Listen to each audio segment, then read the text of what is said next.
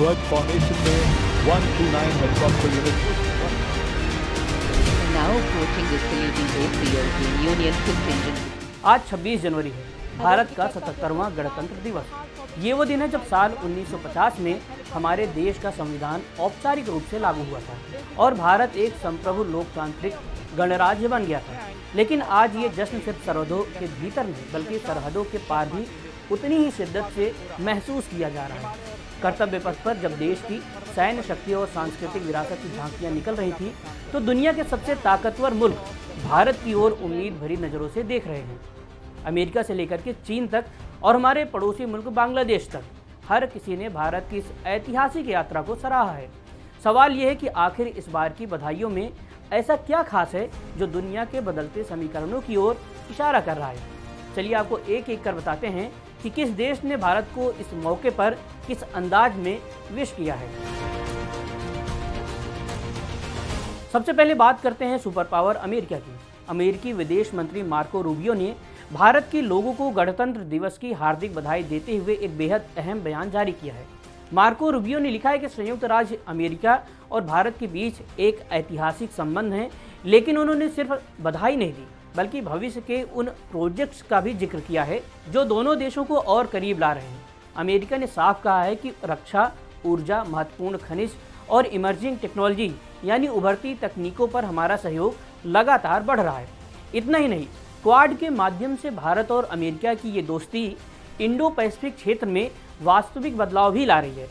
America का ये संदेश साफ करता है कि आने वाले सालों में भारत और अमेरिका के साझा उद्देश्य वैश्विक राजनीति की दिशा तय करेंगे। ये सिर्फ एक रस्मी बधाई नहीं थी बल्कि भारत के ग्लोबल लीडर बनते हुए कद पर एक मुहर भी थी। बधाइयों के सिलसिले में सबसे ज्यादा ध्यान चीन के राष्ट्रपति शी जिनपिंग के संदेश ने खींचा है। चीन की आधिकारिक सिन्हुआ न्यूज एजेंसी के मुताबिक शी जिनपिंग ने राष्ट्रपति द्रौपदी मुर्मू को बधाई देते हुए भारत और चीन को अच्छे पड़ोसी और मित्र और साझेदार बताया है। ऐसे समय में जब सीमा पर हालात और कूटनीति की अपनी चुनौतियां हैं, चीन की ओर से इन शब्दों का इस्तेमाल करना अंतर्राष्ट्रीय मंच पर एक बड़ा संकेत माना जा रहा है। वहीं दूसरी ओर हमारे पड़ोसी देश बांग्लादेश ने भी दिल खोलकर शुभकामनाएं भेजी हैं। भारत में बांग्लादेश के उच्चायुक्त रियाज हमीदुल्लाह ने एक बेहद भावुक संदेश लिखा है। संदेश में लिखा है कि बांग्लादेश भारत के प्रत्येक महिला, पुरुष और बच्चों को बधाई देता है। ये संदेश दिखाता है कि भारत का गणतंत्र दिवस सिर्फ एक सरकारी आयोजन नहीं है बल्कि दक्षिण एशिया की एकता और प्रगति का एक उत्सव भी बन चुका है।